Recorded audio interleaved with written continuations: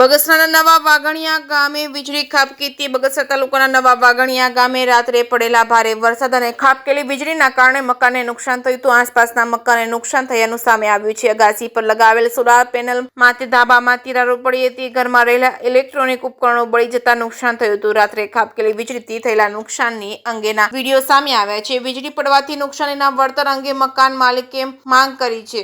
જે કે સિંહ ગુજરાતી સાથે રોમિલ મનવર, બગસરા. ગામ નવા વાઘણિયા, નામ કમલેશભાઈ વિઠ્ઠલભાઈ સાકરિયા.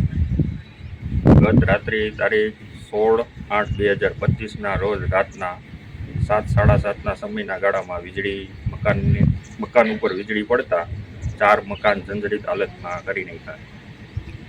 ત્યારબાદ ઇલેક્ટ્રિક વસ્તુનું અનેક નુકસાન પડીને ખાક થઈ ગયું. અંદાજિત 15 થી 20 લાખ રૂપિયાની નુકસાની છે. સરકારશ્રીને વિનંતી છે કે આમાં કંઈ સહાય કરે.